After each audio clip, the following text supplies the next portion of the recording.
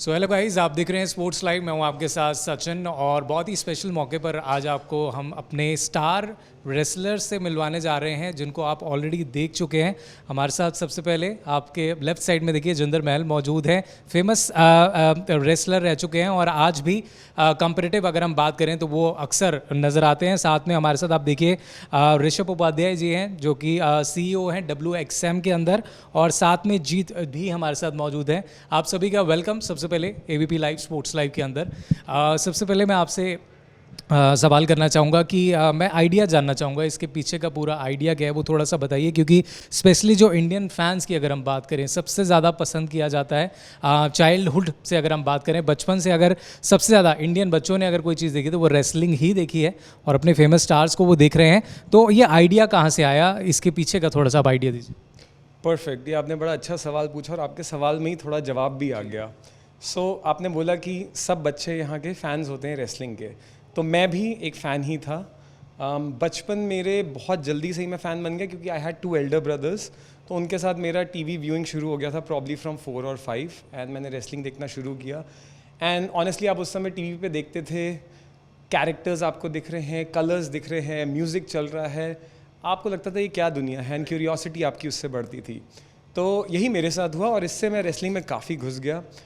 मैंने बड़े साल इसको फॉलो किया, but obviously as you grow up आपकी रिस्पॉन्सिबिलिटीज़ बढ़ जाती है। The weight of the responsibility की वजह से आपका थोड़ा पैशन साइड ट्रैक हो जाता है, because you start focusing on family responsibilities, jobs, career, education and all those things come in to the picture. तो यही मेरे साथ भी हुआ, बट मेरा फ़ैन तब भी मुझ में था। सोशल मीडिया की वजह से मेरे रेसलिंग फीड्स आते रहते थे, इंस्टाग्राम, फेसबुक, इन सब पे। So I was always connected, but yet बहुत डीपली नहीं। एंड फाइनली मैंने जीत भाई का इंटरव्यू देखा था, where he talked about Indian wrestling, what he wants to do here, इनका विजन क्या है, एंड दैट्स व्हेन मैंने इनसे कनेक्ट करा। Luckily again social media, it's so easy to connect. मैंने इनसे कनेक्ट करा, इन्होंने ग्रेशियस है ये इतने कि इन्होंने मुझे इनवाइट करा, हम लोग मिले, वहाँ हमने देखा इनका मैच, एंड वहाँ से हमारी एक बहुत अच्छी ट्यूनिंग बन गई, and that's where this idea generated. इनका आइडिया हमेशा था, मैं बस एज अ फ़ैन इनके साथ जुड़ा, एंड हम लोग का पैशन हमें यहाँ तक ला पाया है।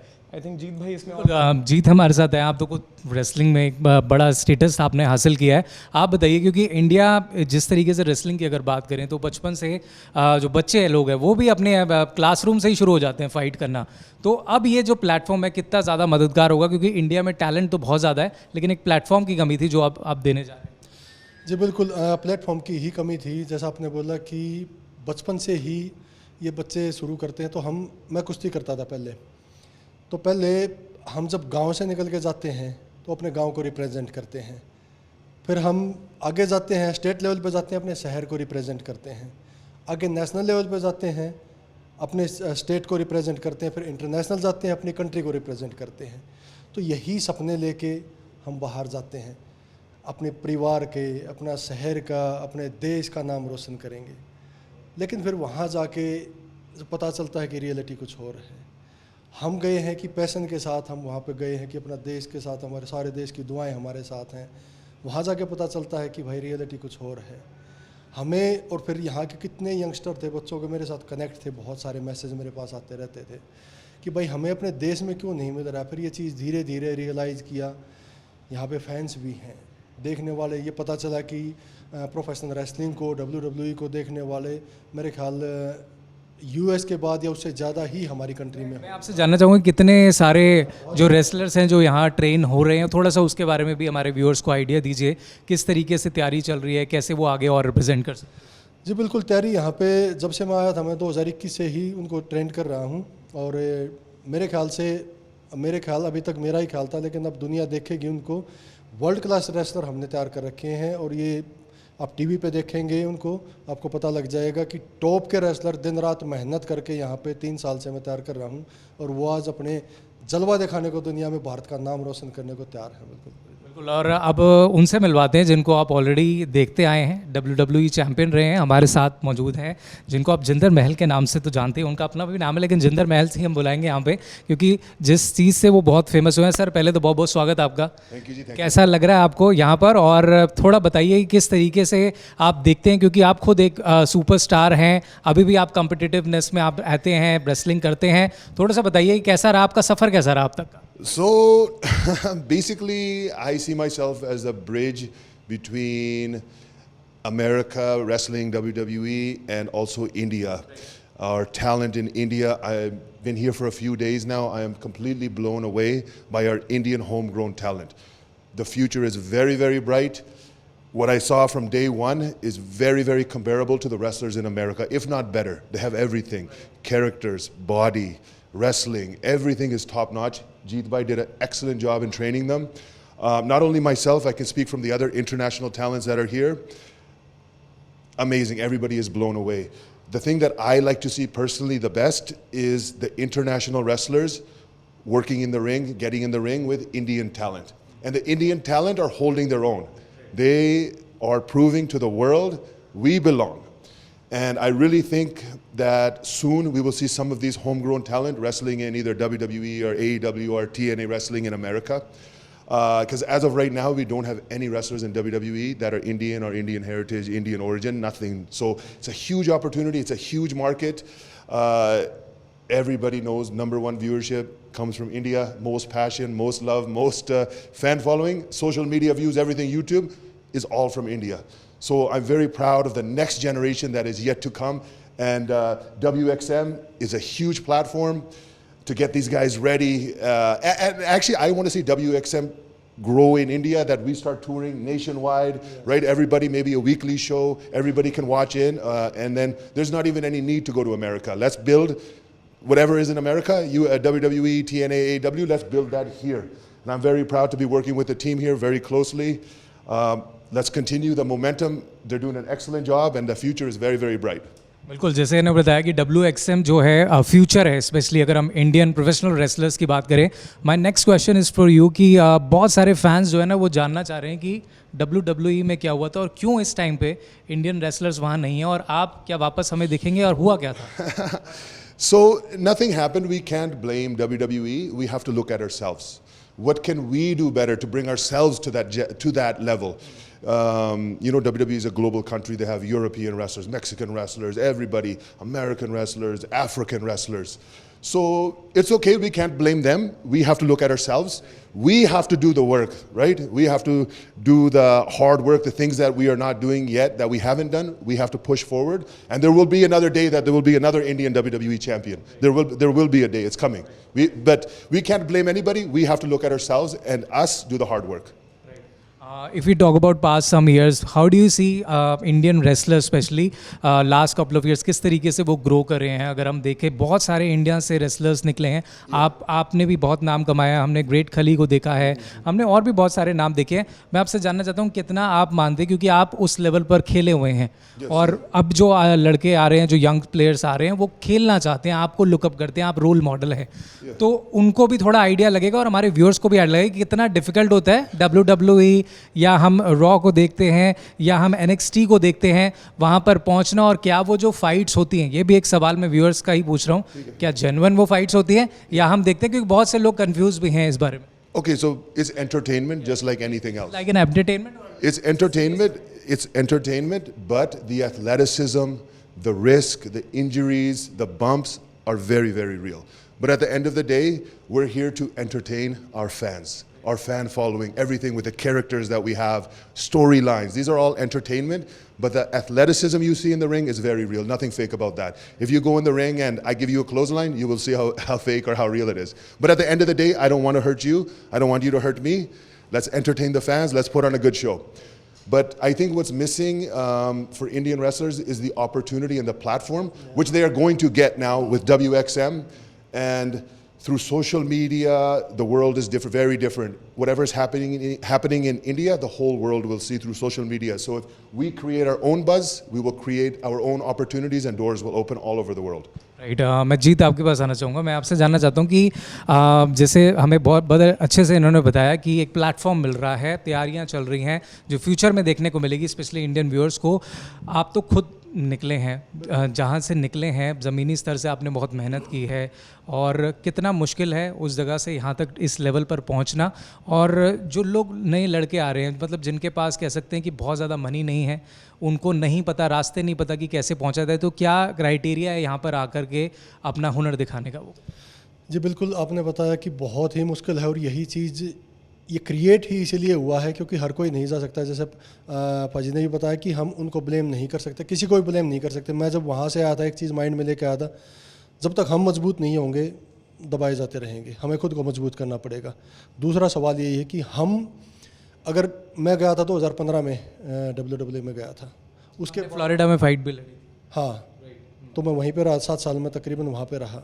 मैंने ये देखा कि मेरे बाद कितने गए हैं, 2-3 गए और आज कोई भी नहीं है वहाँ पे।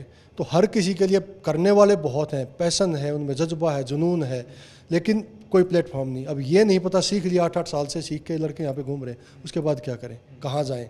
घर वाले भी एक दिन बोलने लग जाते हैं कि भाई ठीक है अपना काम करो, कब तक ये करोगे। तो ये बड़ा मुश्किल है कि सर्वाइव करना, कि कैसे हमें सर्वाइव करना है, किस तरह इस बिज़नेस में आगे जाना है, अपने खाने का कैसे देखना है, अपने पीने का कैसे देखना, अपने ट्रेनिंग का कैसे अरेंज करना है, वो सब चीज़ हमने यहाँ पे अरेंज की। मेरा अगला सवाल आपसे यही है, जैसे आपने बोला कि आप सभी फैसिलिटीज़ यहाँ पे दे रहे हैं, इंडियन पेरेंट को मनाना भी एक बड़ा चैलेंज है क्योंकि बहुत सारे जो निकल रहे हैं उनके पेरेंट्स का सपोर्ट होना भी बहुत इंपॉर्टेंट है। वो किस तरीके से, क्योंकि पेरेंट्स के माइंड में आता है टेलीविज़न स्क्रीन्स पे देखते हैं आप सब बड़े स्टार्स को कि जितनी भी बड़ी फाइट्स है फॉरेन में लड़ी जाती हैं, तो इंडिया में ऐसा कुछ तो हुआ नहीं है।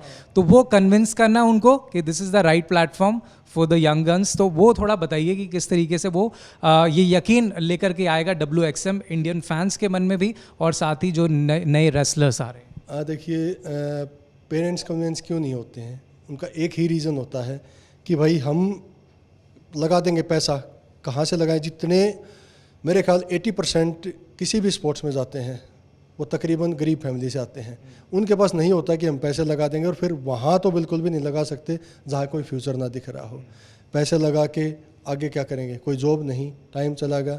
उनको कन्वेंस अब जब ये दिखेगा कि WXM अपने रेसलर्स को एक फ्यूचर दे रहा है यहाँ पे, उनको कुछ भी नहीं, यहाँ जितने रेसलर हमने सेलेक्ट कर रखे हैं, ट्राई आउट लिया था हमने, आगे भी ट्राई आउट्स लेंगे हम।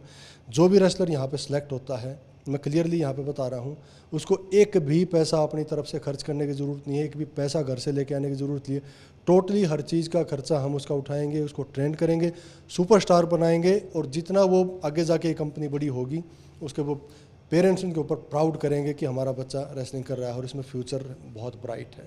बिल्कुल, जैसे आपने शुरू में बताया कि इंडियन जितने भी रेसलर्स आने वाले प्रोफेशनली अगर हम बात करें, उनको आप एक प्लेटफॉर्म दे रहे हैं इसके ज़रिए, लेकिन आइडिया भी आपने शेयर किया कि किस तरीके से आइडिया है, लेकिन ये थोड़ा बताइए कि क्या क्या चीज़ें हैं यहाँ पर जो मिलने वाली हैं और किस तरीके से, क्योंकि किसी भी बिज़नेस को या हम कंपेटिटिवनेस को आगे ले जाने के लिए एक सपोर्ट का भी बहुत ज़रूरी होता है। अगर हम बात करें स्पॉन्सर्स भी चाहिए होते हैं, उसके बारे में थोड़ा सा बताइए कि वो उसका क्या आइडिया है आपके में?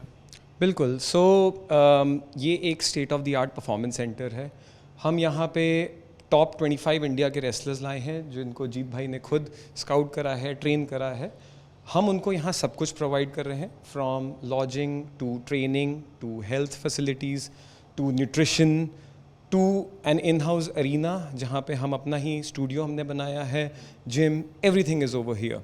सो this is a one stop for every athlete. And जैसे मैं अपना ही फ़ैन जर्नी बताऊँ, मेरा भी एक टाइम पे होता था कि मैं रेसलर कैसे बनूँ, बट टीवी पे देख के वो वर्ल्ड ही इतनी दूर लगती थी कि कभी लगता नहीं था कि अचीव हो सकता है।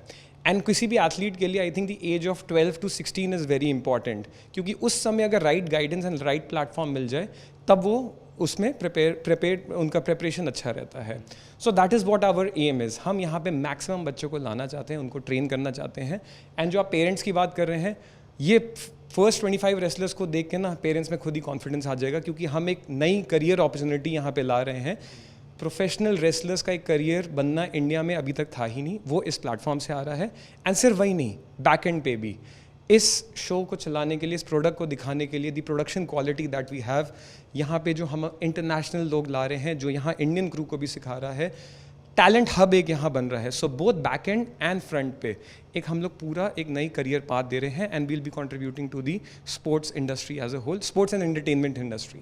और एक बड़ी ऑडियंस को आपने कैटर भी किया है, क्योंकि रेसलिंग को 16.5 मिलियन लगभग आप मान लीजिए कि इतने सारे करोड़ों लोग इंडिया के अंदर ही फॉलो करते हैं, और वो उनको तो बहुत खुशी मिलेगी, देर मतलब बड़ी हैप्पीनेस होगी उनके लिए कि अगर आप एक ऐसा प्लेटफॉर्म यहाँ पर देते हैं। सर, आपके बहुत सारे फैंस जो हैं वो यहाँ ये इंटरव्यू देखेंगे भी, वो ये जानना चाहते हैं कि आजकल मतलब किस तरीके से आप ट्रेन कर रहे हैं, क्या मतलब आपका रहता है वो जो हम रेसलिंग में आपको देखते थे वो वाली ट्रेनिंग और आज की जो ट्रेनिंग है कितना फ़र्क है, और क्या डाइट फॉलो कर रहे हैं आप और वहाँ तक पहुँचने, क्योंकि वो जो फैंस है वो बड़ा इंटरेस्ट लेते हैं इस चीज़ में, कितने घंटे की ट्रेनिंग होती है, कितना खाना पड़ता है, क्या न्यूट्रिशन आप लेते हैं, वो थोड़ा बताएं। Yeah. So when I started training, many hours a day, gym, wrestling training, tape study, watching matches, studying matches. And then when I got signed to WWE, I went to Developmental Center in Florida. There is like 10 hours a day. Wrestling training, gym training, tape study, working with coaches. And then also nutrition is very, very important, gym time and recovery time. So basically, it's a full-time job. Like the students that are here in WXM, they're living here, they get nutrition here, they're training here, watching wrestling here. It's full-time. But now it's a little bit different for me. Now I just do gym maintenance, recovery, because now I'm getting older, I have to do more recovery. And I don't wrestle that much anymore. Just wherever I want now, I go. But when this opportunity came to come here to India for WXM, I said, yes, make it happen. I'll be there for sure. I love wrestling in India. This is my 6th time wrestling in India this time. So I never turned down wrestling in India. So yes, just right now it's just gym training, and because I have so much experience. And not only my experience, I can share that experience. I watch all the matches. After the match, the students come to me for advice. I tell them what to do differently, what to do, what they can maybe do better, right? So this is another huge opportunity of having the benefit of international talent here. Work with the Indian talent, give them the confidence that we can step in the ring with foreign talent. We can do it too. We can achieve that next level. So yes. My next question, क्योंकि Indian fans ये भी जानना चाहते हैं, क्योंकि जब आपको देखते हैं स्क्रीन पर आप फाइट कर रहे होते हो, ट्रेन कर रहे होते हो, तो बहुत सारे जो यंग बच्चे हैं इंडिया के अंदर वो भी जिम्स में जाते हैं, but they will take a wrong supplements, मतलब गाइडेंस नहीं होती है, एनाबॉलिक्स यूज़ कर लेते हैं just to see like you और मतलब अदर सुपरस्टार्स। उनको आप क्या मैसेज देना चाहते हो? Eat natural diet, and there is no replacement for hard work. You can take shortcuts, but it will only take you so far. Nothing beats hard work and genuine diet, right? Just nothing beats hard work. Just do it honestly, and you will go much further than taking any shortcut. Who is your favorite superstar? If I talk about WWE's era और जो भी आप Bret Hart. Bret Hart, yeah. जिनके साथ fight करके आपको सबसे ज़्यादा मज़ा आया? सबसे ज़्यादा बहुत है, Randy Orton, John Cena, Rey Mysterio,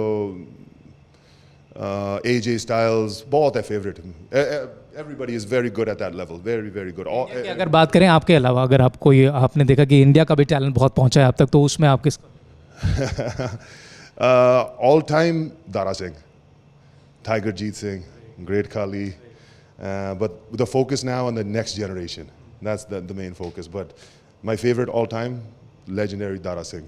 एक चीज़ मैं और आपसे जानना चाहता हूँ कि हमने ग्रेट खली को देखा, जिंदर महल तो हमारे साथ ही, इनको भी देखा, आपके बाद और क्यों नहीं आए अब तक इंडिया की तरफ से इतने बड़े? आप भी आए, आपसे भी मैं ये सवाल करूँगा, कहाँ आपको लगता है कि लैग कर रहा है इंडिया इसके पीछे? क्या मतलब सही गाइडेंस नहीं मिल रही है, या इंडिया में आप ये स्टार्ट करने जा रहे हैं which is a very big thing जो आगे होने वाली है, लेकिन अब तक क्यों नहीं? आपके बाद क्यों नहीं है? आपके बाद क्यों नहीं कोई बड़ा आया? So 1.4 billion people in this country. Only very few schools, even fewer reputable schools. The facilities, the opportunity hasn't been there, but it's coming. It's coming. The team is working on it. It's about timing and opportunity. When the timing is right and the opportunity is there and the preparation is there, is when we will find success. मैं आपसे बात करना चाहता हूँ जीत, कि आप बताइए, क्योंकि ग्राउंड लेवल पर तो हमने देखा, आपने सब वो स्पोर्ट कवर किया है जो ज़रूरत होता है यहाँ तक पहुँचने के लिए। अभी के टाइम पे आप किन ज़्यादा एथलीट्स को रेसलिंग के अंदर देखते हैं? जो कुछ नाम आप बताएं, क्योंकि कुछ तो हिस्सा यहाँ पे भी हैं, WXM में आप लेके आ रहे हैं, उनके टैलेंट को आप कैसे देखते हैं और कितना आगे वो जा सकते हैं? नहीं, ये पे शुरुआत करने का रीज़न ही यही था कि हमारे टैलेंट इंडिया में टैलेंट की कमी नहीं है। मेहनत करने वाले हमारे बहुत हैं, सारा सारा दिन पाजी ने बताया 10-10 घंटे मेहनत करते हैं, मेहनत करने की कमी नहीं है, लेकिन अगर हम मेहनत करते रहें उसके बाद वो मेहनत दिखाने का मौका नहीं मिले तो उस मेहनत का फ़ायदा क्या है। तो यही हमारे पास जितने भी टैलेंट है 25 हैं अभी फ़िलहाल, सारे के सारे बहुत मेहनती हैं और वो मेहनत पाजी ने बताया रिंग में यहाँ पे दिख रही है, वो सबको दिखेगी। अब अभी तक वो सिर्फ एक इस चार दीवारी के अंदर थी, लेकिन वो धीरे धीरे वो मेहनत आएगी, सभी को दिखेगी, सब बताएंगे कि हमारे पास टैलेंट की कमी नहीं है। आप क्वेश्चन पूछ रहे थे कि मतलब आपके बाद, उनके बाद, मेरे बाद, या वो क्यों नहीं है, क्योंकि कर रहे हैं मेहनत। आप ये हमारे बाद ही हैं जो आएंगे, मेहनत इन्होंने की और आज से नहीं कर रहे हैं, ये कई कई सालों से कर रहे हैं, लेकिन जाएं कहाँ पे। प्लेटफॉर्म तो कोई होना चाहिए। WWE मेरे को लेके गया, द ग्रेट खली को लेके गया, उसके बाद 2-3 और गए, लेकिन वो जिसको चाहते हैं उनको लेके जाते हैं। अगर मैं पैशनेट हूँ, मैंने मेहनत कर रखी है, मैं उस काबिल हूँ कि मैं वर्ल्ड लेवल पे अपना टैलेंट दिखा सकता हूँ, लेकिन जब तक मेरे को वो प्लेटफॉर्म नहीं मिलेगा मैं कहाँ दिखाऊँ उसको। आपके बारे में फैंस जानना चाहेंगे कि आपने NXT में फाइट ली, WWE तक गए, फिर वापस आप क्यों आए? मतलब ऐसा क्या उनकी तरफ से क्या मतलब ऐसा रहा है कि इंडियंस जो हैं वो ज़्यादा वहाँ नहीं समय बिता पा रहे? यही, क्योंकि पाजी ने भी बताया, मैंने भी बताया कि हम उनको ब्लेम नहीं कर सकते, वो अपना बिजनेस करते हैं, हर कोई अपना बिजनेस अपने हिसाब से करता है। उनको जो चाहिए वो उनको रखेंगे, नहीं चाहिएगा वो नहीं रखेंगे, वो मेरे हिसाब से, इनके हिसाब से और रेसलर के हिसाब से अपना बिजनेस नहीं कर सकते। लेकिन मैं ये चाहता हूँ कि जो डिज़र्व करता है, यहाँ ये स्टार्ट करने का रीज़न ही है, और ये थ्रू आउट लाइफ चलेगा, जब तक WXM तब तक ये चलेगा कि जो डिज़र्व करता है वो कभी भी रोका नहीं जाएगा, उसको अपॉर्चुनिटी मिलेगी, वो जहाँ जाना चाहता है जाएगा। खुले उनको आसमान दे दिया, उड़ सकते हैं जहाँ तक उड़ लें, और यही रीज़न था कि वहाँ से मेरा वापस आने का।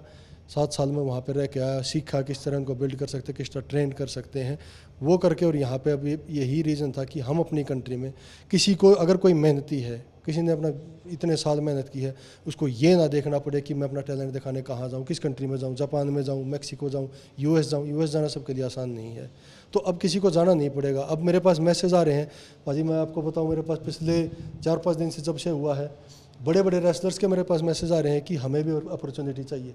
यही तो हमें चाहिए। आज तक हम इंडियंस हैं वो देखते रहते थे कि हमें अपॉर्चुनिटी मिलेगी। बताइए, सिलेक्ट करने का भी तो कोई क्राइटेरिया होता होगा ना? आप सिलेक्ट करते हैं कि इन्हीं को हमने पार्टिसिपेंट बनाना है या इसमें हमें शामिल करना है, क्या क्राइटेरिया होता है? क्योंकि जो लोग आना चाहते हैं वो क्या क्राइटेरिया है वो? बिल्कुल पूरा ट्राई आउट रखेंगे हम, 3 दिन का, 4 दिन का, हर तरह से उनको टेस्टिंग की जाएगी। सबसे बड़ी बात है पैशन होना चाहिए। उसके बाद रेसलिंग कितनी कर सकते हैं, स्ट्रेंथ कितनी है, स्पीड कितनी है, स्टेमिना कितना है, फ्लेक्सिबिलिटी कितनी है, और जो करना चाहता है वो 3-4 दिन हम हर तरह से उनका ट्रायल लिया है पहले भी, अब भी आगे लेंगे। जितने आ सकते हैं, जो भी करना चाहते हैं, मौका मिलेगा। सर, सोशल मीडिया का ज़माना है आजकल, तो सोशल मीडिया पर भी हम सब फैंस वेट कर रहे होंगे कि वहाँ पर भी किस तरीके से आगे, क्योंकि मैचेस वगैरह या कुछ हाइलाइट्स या कैसे देखने को मिलेगा, जो फैंस हैं उनको और ज़्यादा जानकारी मिले इस बारे में, कैसे वो आ सकते हैं, पार्टिसिपेंट बन सकते हैं? देखिए, सोशल मीडिया हमारा ऑलरेडी एक्टिव है।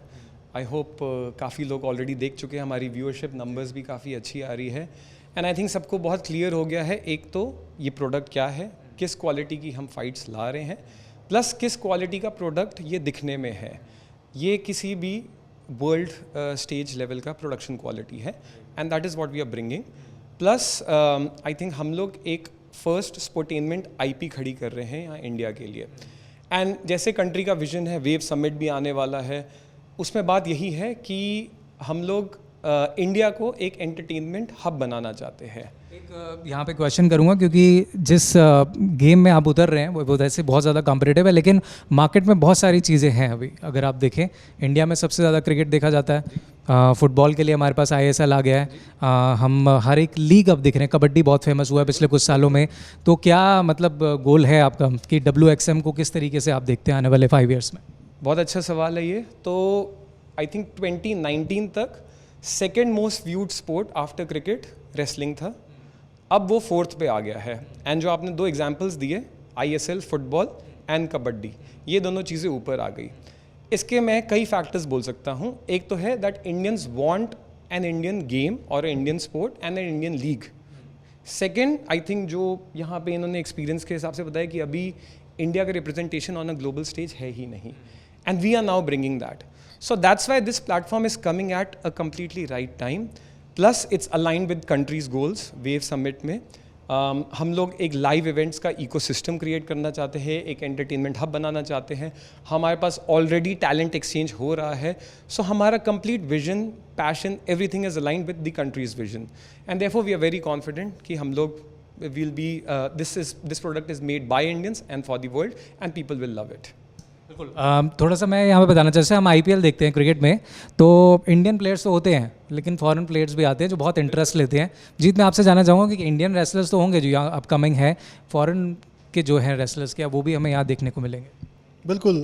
जितने तकरीबन 12-15 रेसलर अभी भी हमारे पास फ़ॉरेन के आए हुए हैं और आगे भी आते ही रहेंगे, क्योंकि हम इसको सिर्फ इंडिया तक सीमित नहीं रखना चाहते.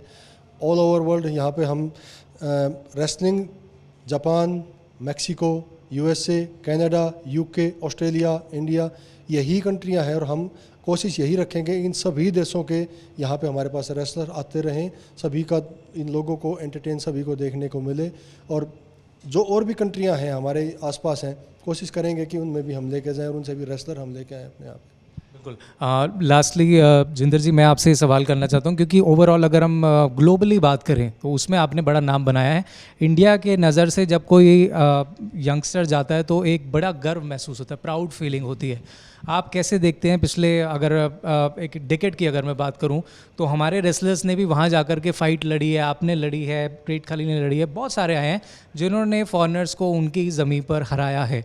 उसके बारे में जो एक्सपीरियंसेस आपके रहे हैं वो थोड़ा शेयर करें, क्योंकि ये एक जो प्राउड वाली फीलिंग होती है, तभी जो यंग जो जितने भी बॉयज़ एंड गर्ल्स हैं वो आपको देखते हैं, you are inspiration from them, तो एक वो प्राउड वाली फीलिंग आती है, तो वो आते हैं स्पोर्ट में. Yes, very proud for myself, every athlete, for themselves, for their family, for their supporters, everybody who supported them through the journey, through the struggle, everybody who pushed them.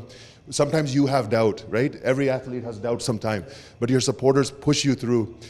You find inspiration in any which way you can, right? So when you get to that level, you're very, very proud.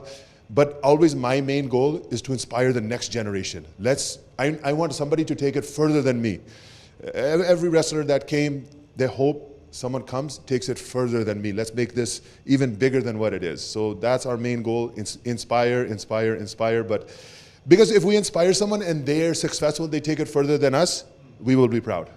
Right? Jeet will be proud if one of his students goes to America, becomes WWE champion, world champion, anywhere else. Who will be most proud? His coach, right?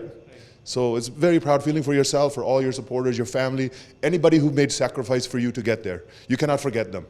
And fans also want to know कि क्या आगे आप और fights लड़ेंगे या हम देख सकते हैं आपको WWE या ऐसे बड़े competitive. So not in WWE right now, but I wrestle everywhere around the world.